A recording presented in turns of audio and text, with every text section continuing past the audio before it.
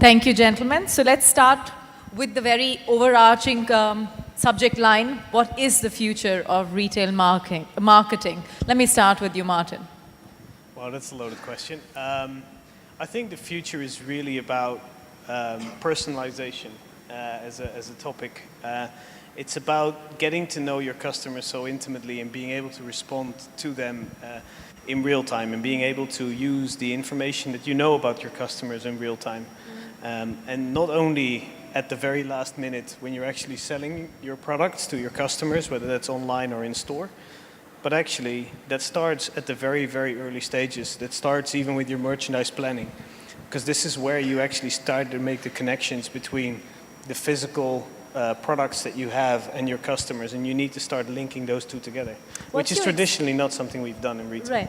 Right. What has been your experience in the region, particularly given that you're the man who takes SAP's products to the market, to the retailers here? Are they up for change? Are they slow to change? But I think the region in itself is something that is initially been a region that has been catching up quite a bit when it comes to technology and adoption of technology.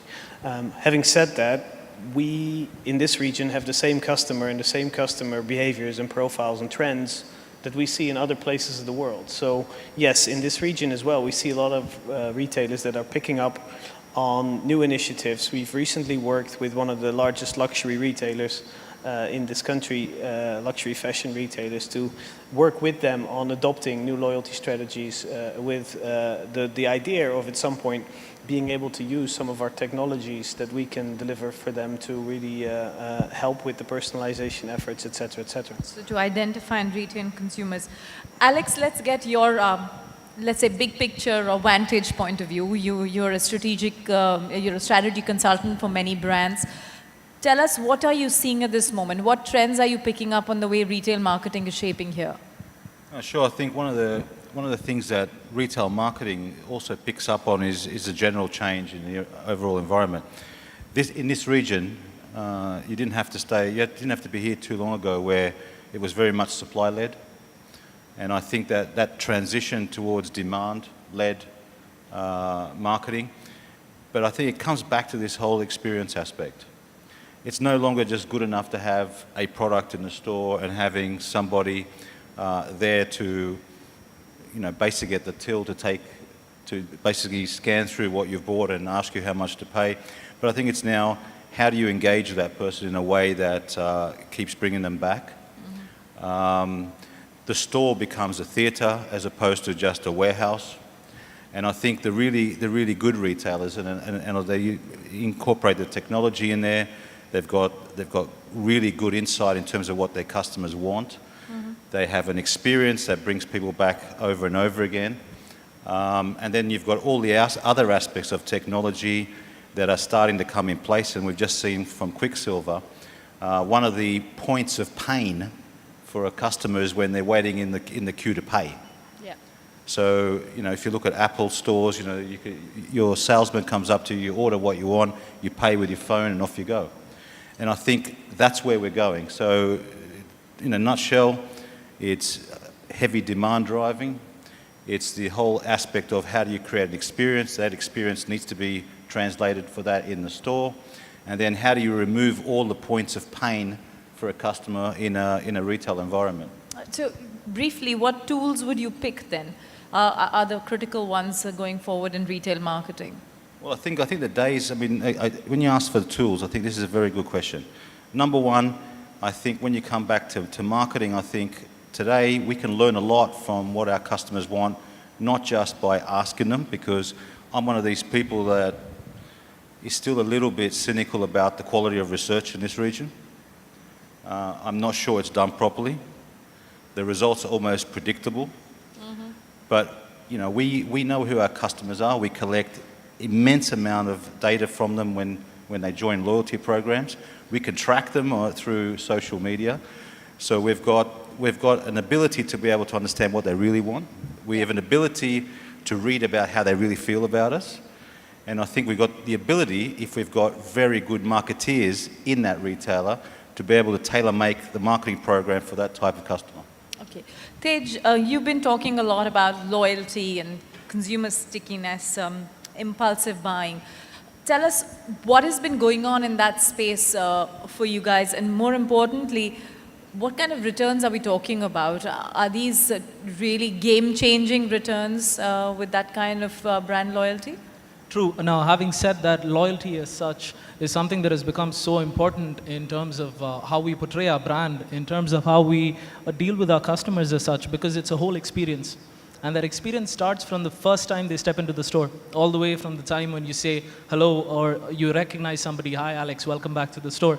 Now, this gives you that edge over the others who operate within the same industry or within the same scheme, whereby the customer feels, I feel special. Now, this is about the whole, all the way from the time he enters the store, all the way till he makes a payment, checks out, and then he goes away.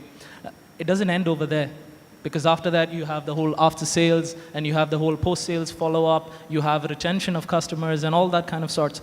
But having said that, what we've seen is it's quite interesting to notice that over a period of time, when you try and look at your numbers, when you try and look at like what Quicksilver had mentioned about prepaid cards and about loyalty cards, the whole shift in numbers is very surprising, because you see a very elite or you see a very niche 20% of your clients generating close to 75-80% of your regular revenues, which is, when you look at it on a whole scale perspective, you wouldn't think it's real. You wouldn't believe it. But when you see the data in front of you and when you try and analyze this data, you see that it's these regular 20% that always keep generating this 80% of revenue. And over a period of time, we've seen that it's more profitable to retain our customers than trying to attract more new ones. Yes, it's essential as it is, but it is more profitable. If I were to spend, let's say, 5% of my total budgets on trying to attract new customers, I would probably spend 2% in retaining old ones, which would roughly translate into another 60-70% in sales. So it's a whole process on why they feel loyal to you. But then there's something else that we've noticed, and that's with the shoppers. I mean, it's very strange, but as lovely as they are, they're real buggers. And I'll tell you why. They love you as long as you don't have a sale.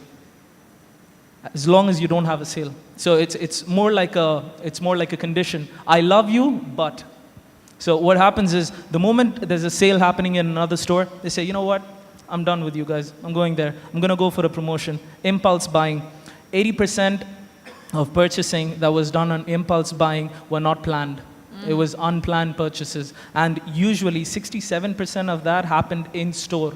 Yeah. You see something that's attached with an offer, buy two, get one free, or you buy a box of cereals, like you were saying earlier, you buy a box of cereals, I get Crispies with it, or I pick up a card, I get another card. Consumers all over the world are price sensitive, I mean, at some level or the other. That would be as much as you would put it, yes. But then when you look at why a customer is loyal to a brand, what really would surprise you, what stands at number one is quality. 88% of the customers would say that I would prefer to go to a brand because they give me better quality. Sure. Number two stands at customer service. Number three is where pricing comes in. 50% of the customers said price is not really a deciding factor as long as I get the edge and I'm treated well. So then it differs from place to place, but all around the region, what you can see is they do pay a premium for quality and for that experience that they receive. Okay. Zafar, tell us, where does social media fit into all of this change that retail is undergoing? And is social media bigger for brand loyalty or really causing big clicks and sales? I just want to start by repeating what you and Shankar repeated. You don't just do social, you have to be social. Today we're seeing a trend in the region, brands are getting it. We have social brands, what we call social brands, and we have social businesses. Social brands are those brands who use social media just for marketing, so they just want to push their message, so they use social media. Social businesses are businesses that are using social media for more than just marketing, so they're using it for insights, for customer care, for marketing, as well as for many other uses. In the region and around the world, the rise of what we call the digital natives today. A digital native is someone who was born in the age of the internet. They were born, they grew up and they can't even remember the first time they used the internet. I can remember clearly the first time I used my mobile phone. So I am a mobile phone immigrant, but I can't actually remember when I used the landline at the house. So I am a landline native. And when we see the difference of how people, natives and immigrants, use the same technology, it's surprising. Let me give you an example. My father is a landline immigrant. So my father can remember exactly when the first phone was installed in their neighborhood. And they all ran to that house to check what is this new invention. So he is definitely a phone immigrant. Till today, whenever he's on a long distance call, I hear him shouting. I never shout when I use the phone. My father, long distance, he has to shout. He never has a conversation for more than 60 seconds. Picks up the phone, says something important, shuts the phone down. He can't even grasp the concept of me talking to my girlfriend for, let's say, 60 minutes or 2 hours. So we see here a very clear difference in the way digital natives or a technology native uses the technology from a technology immigrant. And with today's generation, the 18 to 30 years old, these are digital natives. They use this technology in a totally different way than us. Most probably most of the people here remember the first time they used the internet. So they use it in a totally different way. We had a survey in the Middle East, a sample of 2,000 people. We asked them, why do you use the internet? Immigrants, they use the internet to check their email. They use the internet to follow the news. It's all coming out of the screen to them. The natives, they actually use the internet. The number one is to share their opinion. And the power of the review comes in here. I don't understand those people who actually sit down and write reviews. I'm not one of them. But when you go to the digital natives, it's just business as usual. This is what they were born getting used to doing. So it's not something, it's not something special for them. Online shopping is not something new. Facebook is not something new for them. This is the way things were when they were born. So the way they use these technologies like social media, reviews, etc., is totally different from our perspective. Right. Okay, Shankar, some of these things eventually play into the form and shape in which retailers say, this is how I will take my community forward, this is how I'll take this marketing strategy forward, and that may eventually translate into a prepaid or a loyalty card. Now, you already ran us through the presentation, but basis what you're hearing from everyone here, what do you see as the size and scale of opportunity in the region for the same? Well, I'll take that question in two parts, but suffice it to say that the prepaid industry has something for everyone. Everyone sitting here in this room, everyone sitting here in this panel. I mean, it applies to our industries. Let me put it this way. If I want to give you, let's say, a golfing experience in some place, I could buy you a gift card and give it to you for your birthday, perhaps, since she's a golfer. Let's say with you, I work with you already. I mean, as my company works with you because we have done some integration with SAP to look after certain customers' specific needs, which is MIS and, insights and stuff like that. With you, I can learn a lot from you, I'm sure. And I'm sure that, you would like to, engage with us, let's say, because we bring you a certain expertise about loyalty, consumer behavior, etc. from India, in that sense. With you, of course, in your industry, I can, we can actually be of service. And in social, which is very, very important, it's like a, it's a meld. This whole panel is a meld of different arenas. And we have relevance everywhere. Like, you put it beautifully in the earlier part of the discussion. I mean, when we were sitting in the speakers lounge, in which I parroted a little later, it's about being social. It's no longer about do social. I mean, we've forgotten the very fundamental fact that we are human beings. Right. We need to interact. We need to be social. Now, when you take this into perspective, gifting, can you think of anything more social than gifting? In reality, you gift because you like people. And that indirectly or directly ties right back into the business that I represent, which is prepaid for retail. Okay, so I think all of you have put across some interesting thoughts, but I want to drive that entire piece to how does that change the revenue story for a company? And eventually, if all of your efforts at various levels have to go drive that for your clients, then that's what the client wants to see. Yes, I want goodwill, but eventually I want to, show me the money. So, Alex, let me come to something that you were talking about, that the consumer is today the king once again, and everybody is driving towards how that consumer is defining what he or she wants. From that piece itself, how is everything in terms of traditional marketing changing? As a strategist of 25 years, I'm sure you're turning a lot of those old ideas on their head and saying, these things need to now go into the bin. Yeah, I mean, we talk about the customer is king, and I think, again, early on, when the first question you asked me, I said about the transition from a supply-led economy to a demand-led economy. Automatically, that puts the person with the money in the wallet in charge. And I think the customer for years and years relied on traditional marketing, and traditional marketing is very much advertiser-led, and its master narrative is done by the advertiser, the creative is done by the advertiser, the entire, and I'm an advertising guy, but I would say the propaganda is from the advertiser.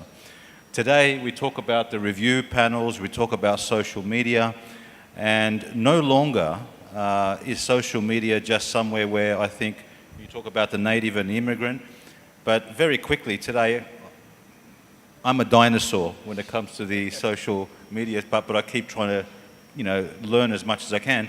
But today, whenever I want to buy something, the first thing I do, I go check the reviews. So I look at a product, I look at the review, I look at what other people like me are saying. So that puts a lot more power back into the customer. So the traditional marketing, which is very much advertiser-led, today you've got community-led initiatives when it comes to the advertising and the review component. So it does put it opens up the door for choice. It opens up the door for discussion. It opens up the door for feedback, which is live. And it does put the customer back in charge of their own destiny and their choice. Yeah. So I think that transition has been coming for a long time. And I think just the digital and technology advancement has just accelerated it. Yeah, Martin, I want to ask you two aspects of what was just brought up by Alex. One is, of course, yes, there's the front-facing consumer, and they want everything driven as per the way they want it. And then it's the side of the sales story. Now, SAP comes on both ends. You're improving the consumer experience as well, and at the same time, you're changing or altering the way people have the traditional mindset of how to sell. Tell us what is changing in the world of technology, which is making it as consumer-facing, but the onus also lies on the ones who are selling it. Yeah. So I mean, first of all, let me first say that I fully agree with what you're saying in terms of the customer centricity and actually being driven from a very much a supply-driven business to a demand-driven business. And you see that this value chain of retail is in essence, your traditional plan, buy, sell, analyze kind of flow. And there is really nothing too customer-centric about that, because historically, if you think about it, it's about, the buyers going out and buying product as cheaply as possible, us shipping it as retailers as smartly as possible, making sure that the trucks are all full, and really making sure that cost aspect is managed well in order to bring up the margins. And then we've got all kinds of smart techniques to sell off our products. And it's really that value chain that is there and is still there. And it's a lot of people always been saying, oh yeah, retail is changing. But what you see, and this is coming to your point about the technology, is that you're actually getting in the last couple of years almost like a perfect wave of technological innovations that are causing a customer to be enabled to be the king. They have mobile, they have social, they have all these opportunities now to really start taking control of that. And that doesn't start at, that is not just about when they actually have the selling moment, but retailers need to start engaging that customer throughout the whole thing. And it's actually kind of reversing that whole chain, because now you're going to have to start analyzing your customer behavior from the very start, and you need to start planning from the very customer-centric elements. So what we've been seeing in our world, in SAP's world as well, is that we've been trying to build what we call the customer activity repository. So that's a central place of data for every single piece of customer interaction. historically retailers had point of sale data to go on, and now you see all these online channels and you see all these other elements of data coming in. And we're bringing all of that data into a single place, and we're using that as a basis, not only for planning, but also throughout the supply chain. And then when it comes to the actual customer interaction, again, whether that's online or whether that's in store, what we're using that information for, because we have a central place that is running on the fastest in-memory type of technologies that the market has to offer, then you can actually build a personalized messaging in real time with a customer. And that is really bringing a lot of power to customers. So now, when you're in a customer-facing discussion, and that's typical when you have a customer in your store, you can actually start interacting with that customer on certain topics. You can send them promotional advertisement. You can ask him for feedback or her. You can actually send them information about products if you want to do that. So that's where a lot of the power comes in. Tej, something that Martin just referred to, the kind of transformation that the idea of technology and consumer is going through. My question to you would be, how are marketing mindsets changing in an effort to make this about not products or services, but about experiences? And if at all one has to see a differentiation between brands and their services, then that's really where it should come. True, I agree. I mean, it depends on what mindset you're looking at. If I were to compile all of these efforts that we've discussed today, all of these points that we've discussed today into just two simple statements, all you need to ask yourself is, marketing, is it an expense, is it a cost center, or is it an investment for future sales? So it depends. The moment you have an answer for that, you've got an answer for all your efforts. It depends on the mindset in which you treat your customers. Alex had mentioned about being social and all this. Yes, it's about providing a platform. The customer has the ultimate choice. He has the wallet, he's got the money, and it's his choice and where he wants to go and what is it that he wants to do. The only way that you could entice a customer to come towards your brand, favor your brand compared to all the other 100 brands in the market, is by educating them, informing them, and giving them a platform to be as vocally or as verbally loud as possible. Interact with your brand socially, digitally, on-site, off-site, e-commerce, and different channels that you have. And the more that they feel, let's say, as long as they feel human with your brand, and as long as they feel that human interaction within your brand in terms of talking to them, in terms of listening to them, collecting feedback, making a change, because it's all about making a change management. And positive changes reinforce positive retention, and it converts into sale. But then again, it's a long-term process. It's not something you see overnight. It takes time, it takes effort, but it will eventually pay off because we believe it's an investment. For sure. Zafar, something that he's pointing out actually takes me to social media. It's a long process. It's a build-up. It's a reputation story. It's a perception story. Now, of course, there are people who've had success in selling stuff on social media. For some, Facebook contributes nearly 50 to 70% of their business. Are you seeing this with your clients? And importantly, are your clients able to be convinced that social media will give them quick buck or a long-term story? That's a very good question. For the past 3 years, we found marketing managers and brand managers didn't quite sort of get the difference between social and other paid advertising. I was just telling you at the lounge, if you're trying to sell a camera, you're most likely better off to sell it through Google advertising, AdWords, than through building a community or a Facebook fan page. But if you're trying to build that sort of long-term relationship, build loyalty, serve the customer, and then hope that one day you can convert more customers to pay more or to buy more, that would be a better approach. We did a case study with Nauras Telecom in Oman, a GSM operator, where we connected the Facebook profiles of 20,000 users with their billing system.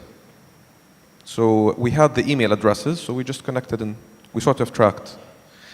And we found that fans who engaged with the page in the past 30 days had a 40% more spend per user, the ARPU, average revenue per user, 40% more in the prepaid category and 27% more in the postpaid category. We also found out that the higher the number of friends on Facebook, the higher your bill is, your mobile bill is. So that's just an example of how you could connect your CRM systems and your billing systems to social networks and truly figure out the correlation between what's happening on the social web and what's happening in store. Shankar, takes me to the point that, you know, the medium constantly is changing. And so I want to just throw this question at you, given that you're in the space of prepaid cards, gift cards. Today it's these, tomorrow it could be some other medium. So how is a company like Quicksilver gearing up for the future?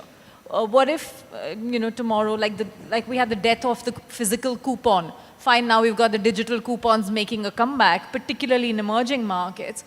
I think there is always that life cycle. It could well be the truth for gift cards as well. So how does a company like yours innovate and convince your clients that, you know, this is the way forward because this builds up to the next phase? Thank you for asking that, because we believe we are a future-ready company. I appreciate what you said. Everything has a natural life cycle. Gift vouchers were there, paper vouchers. We all were familiar with them. Our generation of people, let's say born in the 1970s and 80s, are kind of familiar with gift vouchers. That moved to electronic management, which is gift cards. Gift cards have very quickly given space to e-gift cards, which are delivered to you on your mobile phone or an email ID through smartphones. Smartphone penetration, as we saw this morning, has gone up phenomenally, especially in emerging markets like India and China. If you look at Southeast Asia, the penetration of smartphones and the usage of smartphones is frighteningly large. If you look at some statistics that came my way the other day in a meeting with a customer, one of the largest e-commerce service provider sales consumer company in India, they said 65% of their transactions, actual financial purchase transactions, are taking place off the mobile. So we have reinvented ourselves constantly to meet the changing needs of the marketplace using smart technology. Very interestingly, ours is merely an access mechanism to that bank account there in the sky. Like Quicksilver provides you with an account management software sitting out there in the cloud. Now, these various methods of access, such as physical plastic gift card or paper voucher or electronic gift card, SMS-based transaction, near-field communication, which is quite a big thing nowadays. You know, like, for example, even in this hotel, when you enter your room, you don't need to, you know, insert the card. You just have to touch it onto a surface, that kind of thing. But now our technology can be accessed in multifarious ways. So we are actually future ready. We are already evaluating and piloting, in fact, in one instance. There is a customer who specifically asked us for near-field communications. Interestingly, that's a space which is close to all of us in the entertainment space. It's something that we are piloting at this moment in time. Okay. So we believe that whatever the future is, our technology will necessarily be able to adapt to it. Because at the end of the day, it's about being human and serving human beings. Okay. Alex, would it be an exaggeration to say that traditional advertising, traditional marketing ways are dead? And if you were to sort of give us a vision of what seems to be the advertisement of the future, and I use the word advertisement in sort of a loose way rather than the image of a newspaper or a video, what do you see that ad telling people in the case of a retail company? Wow, it's a fantastic question. Caught me a little bit. I don't think traditional advertising is dead. I think what we're going through, and what we constantly have gone through, it's not that it's new, it's how do you find the right balance of using all the vehicles that you can possibly use. I think when we're in the lounge, we talked about, for me, one of the most frustrating things that I see when we deal with a number of clients is, you know, you hear the term, I want a 360-degree marketing program. Right. So, and I hear that all the time, right? So you ask the question, well, what exactly is that? What exactly do you want? Well, you know, I've got to have a bit of this, and I've got to have a bit of that, and I've got to have a bit of this, and I've got to have a bit of that, and by the way, can I have a Facebook page? Okay. What do you want to say? I don't know, but I need to have a Facebook page. Okay, where's the content? You generate the content. So I think, to answer your question, traditional advertising has a role. The new age advertising has a role. The future, is the storytelling. And the storytelling is where the real creative edge comes. Because the way I tell a story to someone of my age, to where I tell a story of someone in my son's age, the language I use is different, the tonality I use is different, the expectation I have in terms of a response is different. So the master narrative, the storytelling, becomes critical, because then that drives the type of message that you use depending on which of those vehicles in that famous 360-degree wheel you use. One of the other things is we keep saying about traditional advertising, but it's about media first. Again, one of the frustrations that I have is we look at clients who will have made the ad before they've ever decided which media to use. Yeah? So that's why when you drive along Sheikh Zayed Road and you see a billboard with tons and tons of writing on it, you've got to ask yourself, who is going to stop on Sheikh Zayed Road when they're going 140 kilometers an hour to read that? So it needs a headline, right? Because someone has thought of the campaign before they've ever thought about the media. So that has never changed, by the way. So media comes first, then it's the storytelling, then it's the adaptation to whatever vehicle you need to use.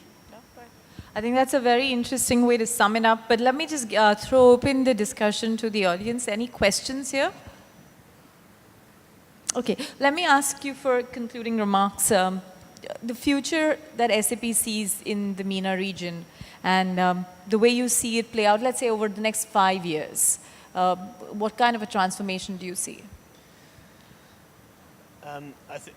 I see traditionally a lot of retailers, and that's true for this region as well, have been building up IT systems in a very best of breed type of fashion, simply because there was no alternative. And I think what we'll see in the next couple of years is that we as retailers will start to realize that those type of architectures don't work in the new reality of customer-centric real-time retailing. Yeah. And this is where we are, and this is undoubtedly where the customers are forcing us to go.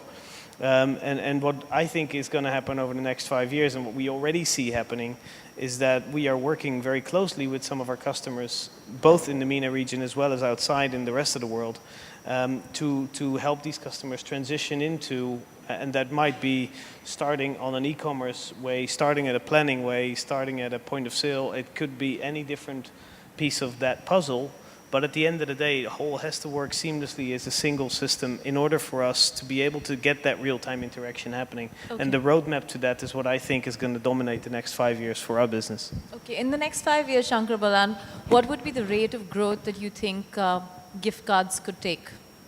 I can answer this again in two parts. In the Indian region, specifically the South Asian region, I would say that there will be a consumer tipping point which is not very far away. It's largely at this point in time led by the corporates, because by reaching out to a corporate, you tend to reach out to a larger mass of consumers. So it's all about reaching that consumer tipping point very quickly. I think we will see a no less than a 30 to 40% increase in the current rates, which means that every retailer who has taken on this interesting new opportunity will see no less than 10% of his or her top line coming from a prepaid paradigm. The MENA region, specifically to the UAE, because when we looked at the numbers a little earlier, you saw that the potential for business is huge. If adopted correctly by a sufficiently large number of retailers in relevant spaces, in, let's say, high consumer engagement spaces such as food and beverage, quick service restaurants, fashion and lifestyle, etc., entertainment specifically, you'll see no less than a similar rate of growth. Again, with Vision 2020 coming in to the MENA region, it may be as high as 50%. Okay. Zafar, do you see a large number of companies, brands actually falling off the social media radar because they may actually find that it doesn't necessarily always work for them? On the contrary, I feel the social media will empower the marketing managers and CMOs to have a better seat at the decision-making table. In 5 years' time, marketing managers will play a much bigger role in their organizations, hopefully empowered by all these insights and technologies that are brought to them by social media and the likes. So I feel it's going to be an empowering tool. The traction is already there. It's just a matter of how fast these brands can actually adapt. We've seen social media in Arab countries, change governments and topple presidents. But yet, we at the marketing industry are still hesitant to spend a bit here and a bit there, So I think it's not a question of if, it's a question of when. It's already been proven. True. And Facebook is also out with Shopify, which allows people to quickly get onto their platform and start selling. Facebook's learned the way to earn themselves from e-commerce online. Okay, Tej, closing comments about convergence of some of these things that we've all talked about, web, store, personalization, gift cards, all of that coming together and actually being indispensable. You can't play one piece without the other. True, very, very well said. Actually, all of them come in together to contribute to just one simple thing: revenues, cold hard cash. And this is what it's all about. It depends on how you club all these different channels. You've got e-commerce, you've your web-based, your walk-ins, your marketing, all these factors, customer service, quality, prepaid gift cards. Put all that together, you need all of them to come into one physical space or a space and time scenario where it works in to generate cold hard cash. Dynamics differ from place to place and what kind of platform you're using, but eventually this is what it's all about. It's about generating your top lines, getting more efficient bottom lines, and it works out for everybody. Your customer's happy, you're smiling all the way to the bank, and you've got a good brand name. So. Okay. Alex, final question. I'll keep it short, and I'd like you to give us a very crisp one at this. Will content drive commerce in the future? Yes. Okay, I'll give you another sentence. No, I think the answer I gave before was about the storytelling, and storytelling is the content. So you got a bit of the aspiration and you got a bit of the function. The question is what mix, but some of the questions you asked the other panelists about where you think some of the key trends and things to watch out for. I've lived in this country for 24 years. One of the things that I see is that constant, and I know there's a lot of mall operators in the room, there's a lot of demand for rent and everything else, but the future is that the hottest brands are going to start online. And when that hot brand starts online and has a massive follower, the day that they come to you to say, we need space in your mall because we now need a showroom, right? They're going to be dictating what rent they pay because you need them in your mall. So I think that's one trend that's definitely going to come. We see it now in Europe, we see it in the US, where the really hot brands are starting online, create massive communities of followers, and some of them have now branched out and opened their own stores. And I think you'll see a lot more of that because we're all more connected. The youth of today are very entrepreneurial. They can get to their followers very cheaply with all the technology that's available and all the social media that's available, and they know how to use it and use it with very minor budgets. So I think that's a trend that definitely will come. Okay, gentlemen, thank you very much. I think it's been a very insightful conversation. I've certainly had a good time. You have a question. Okay, we'll take one question then.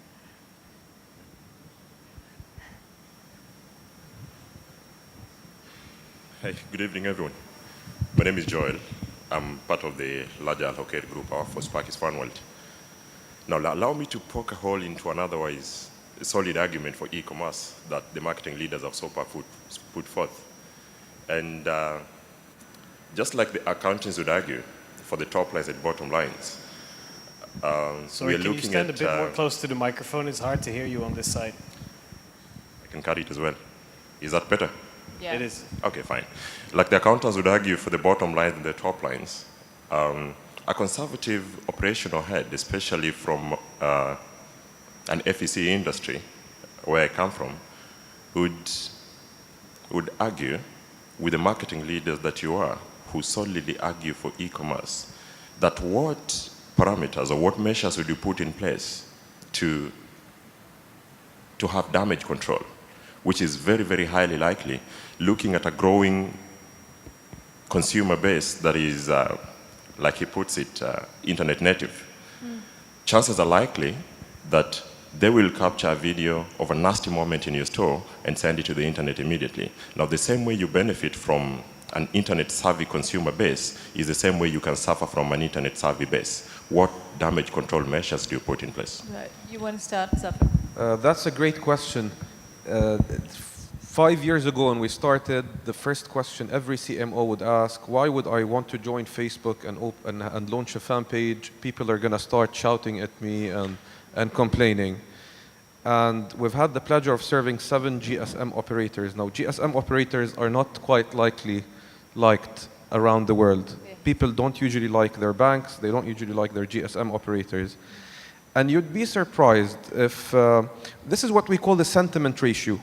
We measure the amount of mentions on the web of a certain brand, and we categorize them into positive mentions and negative mentions. So the sentiment ratio, let's say your brand has 2,000 mentions a day and you have an 80% positive sentiment ratio, which means your brand is very healthy and people are mentioning it positively. Brands who do not engage on social networks usually have very, very low sentiment ratios. Their negative sentiment ratio is really high. The reason is an angry customer is 10 times more likely to complain than a happy customer sharing his happy experience. So what we need to do as brands today is to make sure that we actually amplify those happy comments and positive comments online and in communities to sort of balance off this unfair advantage an angry customer has. So you can see it clearly. Any brand that is proactively engaging, proactively publishing positive content, talking to their influencers, empowering their influencers, is much more likely to have a positive sentiment ratio and a healthy brand.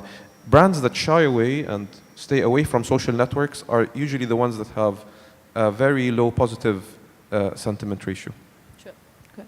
Did you want to add something, Alex? Did I see you nodding there? Yeah, I mean, I recently, I'm not going to use the name of the company, but there's a franchise food chain that was getting hammered in social media, and they grew their business through social media, and the negative comments, the way they addressed them was sensational.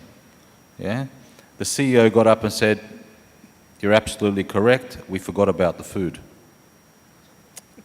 Yeah, they're a food company, right?